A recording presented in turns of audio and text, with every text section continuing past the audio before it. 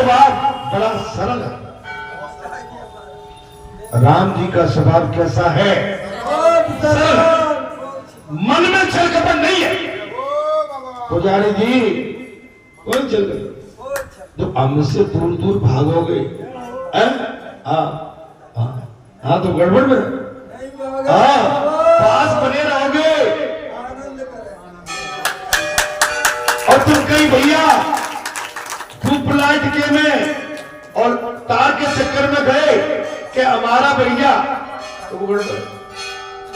ये काम कभी, ये बात की चीजें होती जब सभा बैठी हो, कोई बैठे हो, हम उस सभा को छोड़ के इधर उधर भागते नहीं है। नंबर एक तो प्राथमिकता होना चाहिए। नंबर दूसरा, अगर हम जा भी रहे हैं तो आज्ञा लेके अब हम चले। अगर आप सबकी आज्ञा हो तो हम निकलना चाहते। नंबर तो मेरा आप सबसे जो अनुरोध है विशेष, ये ऐसा होता है। हाँ, और रही जब कोई सेवादार है तो सेवादार तो आप उसमें भाई उनकी जो भी गोष्ठी है वो करेंगे, लेकिन इसके बाद भी सेवादारों को भी चाहिए कि पहले घड़ी दो घड़ी आके अपने गुरु के पास 2 मिनट 4 मिनट ये नहीं आए और ऐसे किया भाग नहीं, बैठो 10-5 मिनट बैठो, तसल्ली लो। गुरु क्या आपको आदेश देते हैं, गुरु की मनसा क्या है, वो आपसे क्या क्या कराना चाहते हैं, या आप क्या जानना चाहते हो? नहीं, तो यही तो बात और क्या जी महाराज। भाई काम तो दिया जाए और दे दिया है तो फिर पूछताछ होती है कि वो काम दिया था क्या पूर्ण हुआ कि नहीं, तो बताया भी है।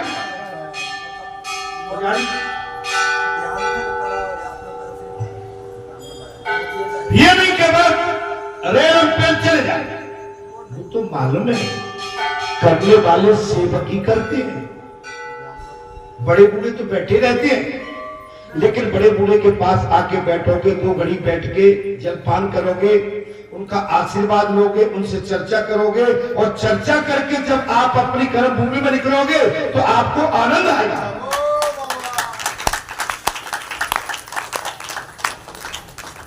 भैया गुस्सा मत होना मुझसे, मैं तो माता पिता तक की कह रहा हूं, गुरु की बात तो अलग है। आपसे जो ज्येष्ठ हैं, आजकल तो सिस्टम अलग हो गया है। घर की दादी बैठी है और बहू कहां गई है पता ही नहीं है। दादी बहू कहां है भैया पता नहीं, बात तो कहां गई? दादी मोड़ा कहां है भैया पता नहीं है। दादी कब तक आएगा भैया मुझे कुछ पता ही नहीं। क्या गड़बड़ है बाबा। महाराज हमने एक दृष्टांत सुना था, एक जो पतिव्रता नारी आई, एक परिवार पर कर्ज बहुत था, साहूकार बोझ लेने वाले आ, और एक लक्ष्मी आ गई। अच्छा शादी हो गई और परिवार बड़ा दुखी रहता था। सास ससुर आपस में गुसर करते थे, बहू के आंगन क्या करे, क्या बात है? बोल भैया बहू करेगा बेटा कर्जा बहुत है, ये आकर आई रोज धमका दो। बोले एक काम करो तुम जाओ, क्या कहीं सुने? बोले तुम अपने काम पे जाओ, घर आकर जाओ, और तुम किसी का कहीं कुछ करने जाओ। अब वो आया भैया साहूकार, काले राधे काले बड़ू आई दादा, अब बहुत बेचारी हो गए, बहू पड़ गया। दादा क्यों, क्या बात है? कहा है वो? दादा क्या बात? अरे बहुत हमारा, तो कहा गए दादा? एक तो जो है धत्ती फाड़ भी गई, मोड़ा कहा है? वो छपरा चाहे, वो सड़क को पानी में। सास कहा है? वो दौल दर में गई, वो एक को तो एक कहा है? बोले धरती फार में। एक तेरे घर वालों कहा है? सड़क का पानी हो, और सास एक बड़े खतरनाक आदमी। जाको मतलब बता दो। बहू ने बहू से पूछी, बेटा जाको मतलब तो बता दो। दादा मतलब बता दूंगी, पहले जितना भी कर्जा हमारे घर पे है वो माफ कर। खतरनाक आदमी। दादा हमारे घर वाले बहुत परेशान है, तुमसे जो कर्ज लिया है पहले उससे वचन दो के माफ करते। अच्छा, बात इतनी अच्छी थी भाई, समझ में नहीं पड़ी। तो बोले कहा है? कहीं देखो भाई, हमारे डोकर तो गए जमीन जोत में, जो फार रहे धरती फार तेरे घर से। बोले छानमड़िया कर गए, ऊपर को पानी रोके। सास कहां गई है? बोले चना दर में गएंगे, एक में से 2000।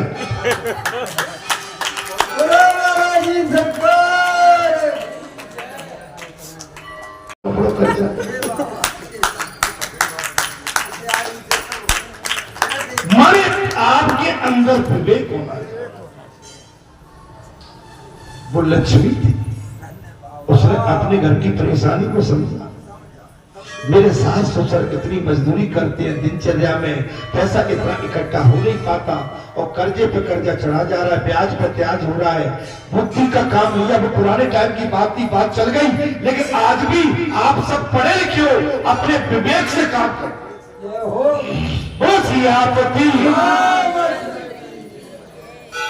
कहां चले थे भाई राकेश? जी राम लखन जी। राम का स्वभाव बड़ा सरल है, उनके मन में छल कपट नहीं है। बात राम जी का स्वभाव बहुत ही सरल है। राम जी के मन में किसी भी तरह अच्छा छल कपट नहीं होना चाहिए। देखिए, अगर जिससे हमने, मैं तो कह रहा हूं किसी के साथ कतई नहीं, जो तुम्हें कहना मुंह पे आग धतूरा उगल दो, तुम्हें जो कहना है मुंह पे आग धतूरा उगल दो, लेकिन पीछे जो करते हो वो पाप कमाते हो। हाँ, वो पीछे का पाप है। अब आप मुझसे जुड़े हो तो मेरा तो गोल करना है, मैं तो इनके साथ भी बैठता हूं तो करे करे बात करता हूं। अच्छा बताओ कैसे करता हूं? यहां बैठे हो वो भी सुन।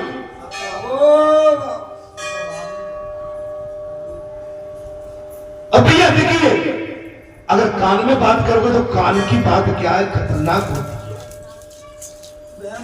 भय पड़ता है उससे। लेकिन आपकी कोई ऐसी गलत बात नहीं है, लेकिन कान भरी बात हमेशा एक दूसरा मार्ग अपना लेती है। सरल स्वभाव छुअत छल नहीं, क्या कहा है? सरल स्वभाव छुअत छल नहीं। भगवान का स्वभाव कैसा है? जिनको छल भी एक तो सरल है और उनको छल स्पर्श भी नहीं कर सकता।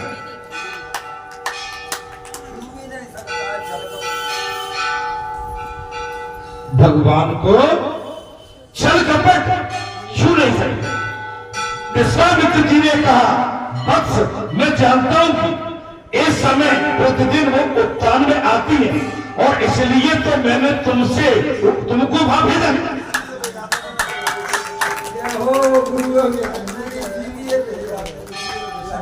विश्वामित्र जी ने कह दिया, मुझे वत्स राम मैं जानता था कि सीता जी उस उत्थान में प्रतिदिन जगदम्बा पे फूल चुनने के लिए, तुलसी दल लेने के लिए आती है, इसलिए मैंने तुमको लक्ष्मण को वहां भेजा। क्या वो तुम्हें देख नहीं? अब कह दिया वो तुम्हें देख। पुराने टाइम में दादियों, नाव और ब्राह्मण सगाई संबंध बगैर देखे कर देते।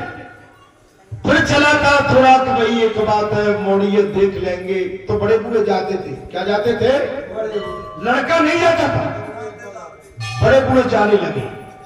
बड़े बूढ़ों से भी अटके, अब तो बोले भैया मोड़ा ही देखेगा।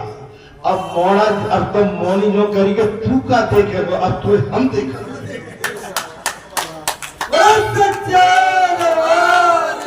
आजकल की लड़कियां कह रही है तुमने बहुत माने उधम मचा के रखा है, पहले तुम्हारे डुकरा आए ना आओ वो तो ठीक है, डुकरा आए अब तुम भी आ गए लल्लू, अब तुम्हें हम देखें कितना कमाते हो, कहां तक पढ़े लिखे हो।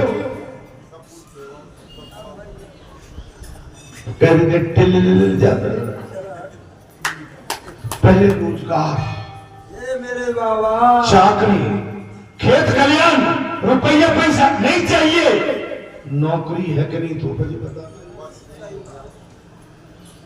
अब क्या कह रहे हो, अब तो मुझे कह रही है मारो हमारा एहसान, नहीं तो मोड़ा तुम्हारा फुआरा रह जाए। खेल खत्म।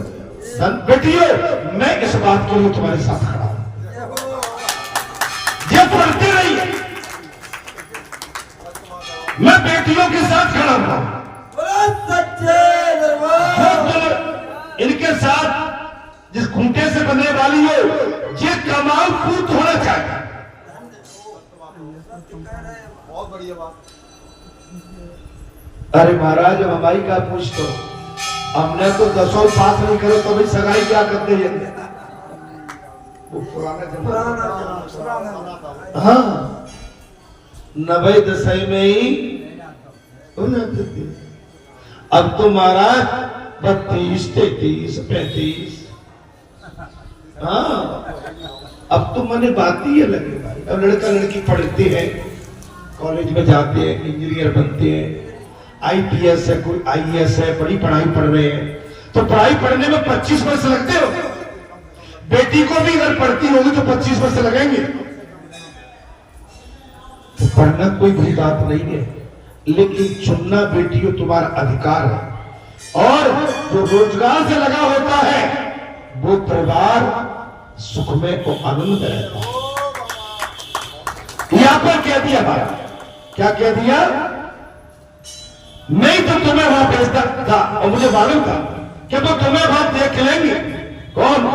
सीता का स्वयंवर का समय आ गया।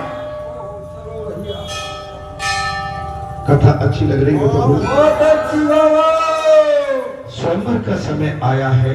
राजा जनक ने राजसभा में कहा मेरी पुत्री का जब 3 वर्ष की थी तब इस धनुष का घोड़ा बनाकर खेलती रहती थी। मेरी बेटी जब 3 वर्ष की थी, जब इस धनुष को घोड़ा बना के इससे खेलती रहती थी, इस धनुष का भंग जो करेगा उससे मैं अपनी पुत्री का विवाह कर दूं। सभा जुड़ गई। जनक जी ने संकल्प ले लिया, ये जो धनुष है 3 वर्ष की आयु में मेरी बेटी इस धनुष पर घोड़ा बनाकर इससे खेलती थी, आज इस धनुष को जो भंग करेगा मैं अपनी पुत्री का विवाह उसके साथ करूंगा। इस सभा में रावण भी उपस्थित था। इस सभा में रावण भी उपस्थित था। बिना काल कलेश करे अपनी जयकार स्वयं करे, बिना जान के जान बचाए और कलेश करे और अपनी जय जयकार स्वयं करे। जो स्वयं आत्मा की प्रशंसा करता फिरे वही रावण। अपनी प्रशंसा स्वयं करा और बगैर कारण के कलेश करे, उद्यम मचाए, ईर्ष्या करे, अपनी प्रशंसा के लिए ढिंढोरा पीटे वही रावण। अपनी प्रशंसा, निजी प्रशंसा, इसलिए अपनी निजी प्रशंसा से बचना। आप पर तो भाई मेरे मौला ने जिक्र दिया, मेरे घर में ये है, मैं इतना बड़ा काश्तकार हूं, मैंने भागवत कथा कहलवा दी, मैंने ये कर दिया। नहीं, ये अहंकार है। जो किया है भगवान ने किया है, यहां भी जो हो रहा है वो भगवान के द्वारा हो रहा है। हम अगर बैठे हैं सब भगवान की दया से बैठे। आज इतने जो बैठे हुए हैं अगले मंगलवार को हो सकता है इतने में से कितने आते हैं, या सभी आता है, क्या ज्यादा आते हैं? इस सभा में भी वो अपनी जयकार कराने लगा बात। वो रावण अपनी सभा में जयकार कराने लगा, बिना कारण के उसे राजा जनक से झगड़ा बोल लिया।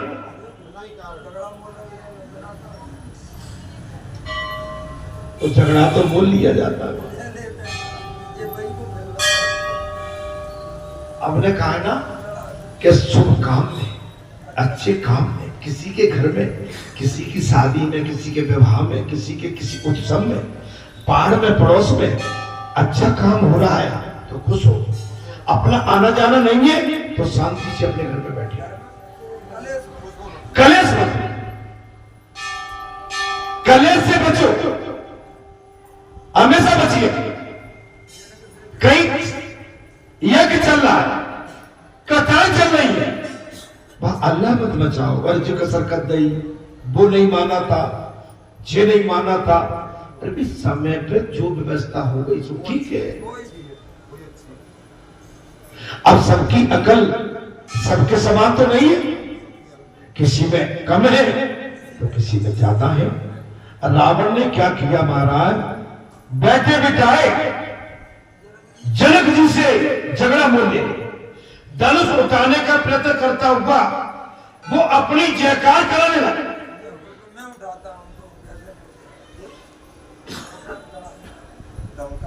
राजमहल में सभासद बैठे हुए हैं, रावण भी है, रावण उत्पाती है, ऊत भी है, और वो अपना जय जयकार कराना चाहता चारों तरफ। और महाराज धनुष को उठाने लगे, अपनी जयकार कराने लगा। अपनी प्रशंसा अपने आप करे वो रावण, अपनी प्रशंसा अपने मुंह से करे वही रावण। पार्वती ने शिव जी से कहा, महाराज आपका शिष्य रावण बहुत अभिमानी हो गया है। पार्वती ने कहा, बाबा आपका शिष्य रावण, और आगे आपका शिष्य आ गया, शिष्य आ गया, आपका शिष्य बहुत अभिमानी हो गया। कुछ ऐसा उपाय करें कि वो धनुष उठा न सके। अच्छा, पार्वती क्यों कह रही है कि माता जानकी मैया की पूजा करने नहीं जाते, और वो जो कहती थी कि माता मुझे जय मिले, माता ने माता की सुनी। अब पार्वती को क्या पड़ी थी, लेकिन पार्वती ने माता सीता को आशीर्वाद दे दिया। अब बोले बाबा से कह दिया, बोले बाबा कुछ ऐसा उपाय करो आप कि रावण ये धनुष न उठा सके। 300 शिष्य सेवक सूक्ष्म रूप धारण करके उस धनुष पर बैठ गए।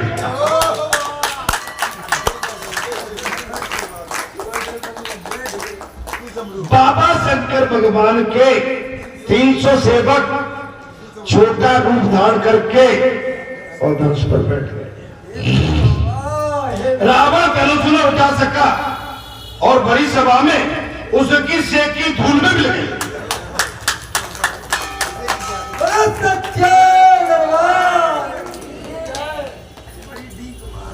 डीग मार रहा था और रावण की सेक धूल में मिला। ऐसा होने पर अन्य सभी राजा भी सावधान हो गए। बोले इससे रावण न उठा पाया तो हम क्या उठा पाएंगे, सावधान हो गए। जब महाबलवान रावण को मुंह की कानी पड़ी तो हमारे हस्ते क्या। सभा में कई राजा बैठे थे। रावण जब धनुष को नहीं उठा सका, सारी सभा होशियार हो गई और सोचने लगी, इतना महाबली रावण इसने नहीं उठा पाया ये धनुष, तो हमारी हस्ती क्या है। धनुष उठाने से सब कतराने लगे। धनुष उठाने से कतराने लगे। विश्वामित्र जी ने रामचंद्र जी को धनुष उठाने की आज्ञा दे दी।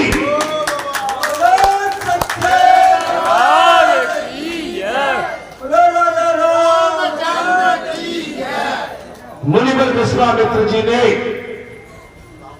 भगवान श्री रामचंद्र जी को धनुष उठाने की आज्ञा दे दी, तो वो उन्हें प्रणाम करके आशीर्वाद लेकर धनुष भंग करने के लिए चल पड़े। प्रणाम करके सीता जी प्रार्थना करने लगी कि इस बार धनुष पुष्प सा हो जाए।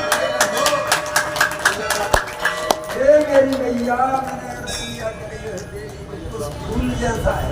माता जानकी प्रार्थना करने लगी। माता पार्वती से प्रार्थना कर रही है, हे गौरी मैया, ये धनुष फूल जैसा हो जाए।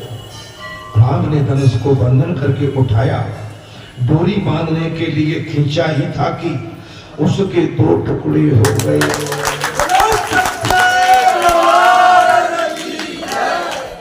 राम जी ने प्रत्यंचा चढ़ाई और खींचा ही था कि धनुष के 2 टुकड़े।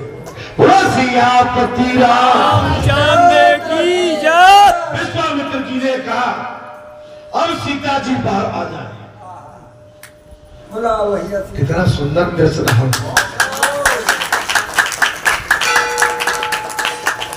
वो दृश्य कैसा रहा, सुंदर सामरो महाराज, वो दृश्य क्या हो।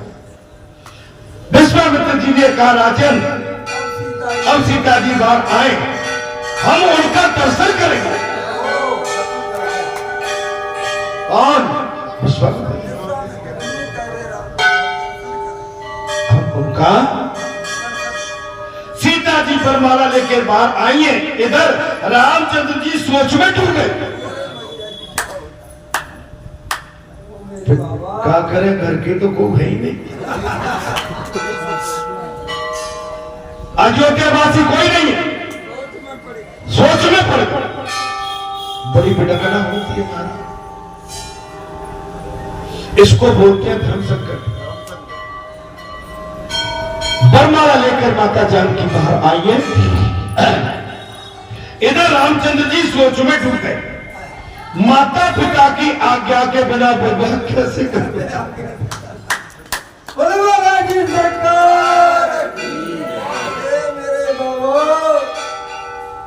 माता पिता की आज्ञा के बगैर मैं विवाह कैसे करूं? भगवान श्री राम सोच में डूब गए। सुंदर राजकन्या विजय माला पहनाने आई है, किंतु माता पिता को की आज्ञा के बिना रामचंद्र जी उसे स्वीकार करने के लिए तैयार थे। समझ लो, आजकल का के पिताजी कहां, बोले तू डांट दे जल्दी हटा भाई।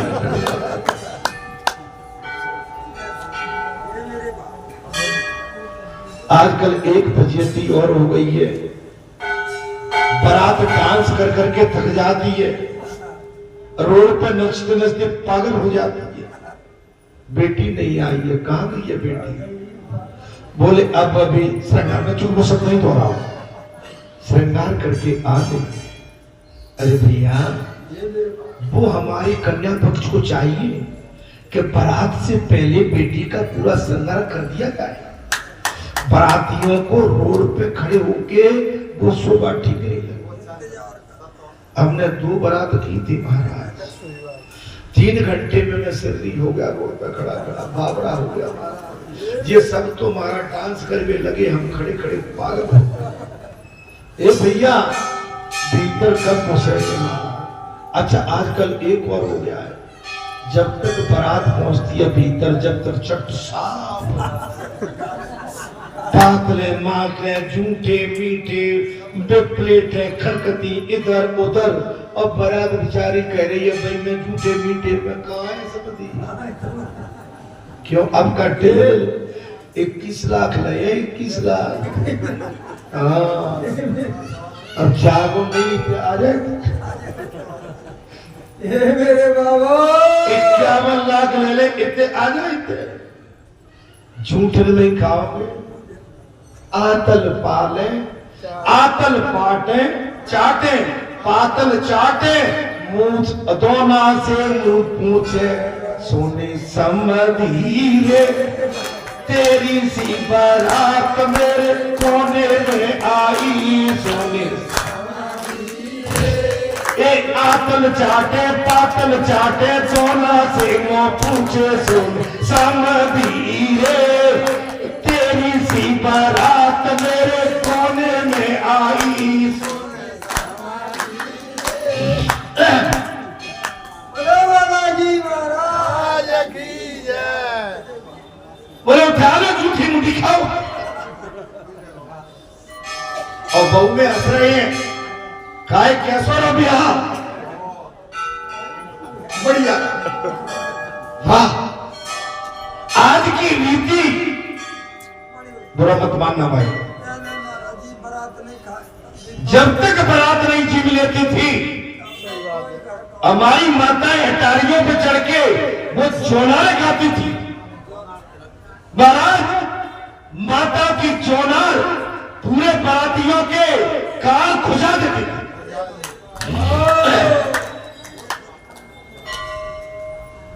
हाँ जी, धीरे धीरे परसों लला जी, तो बती मैली न होए लला जी, ऐसे कुछ करके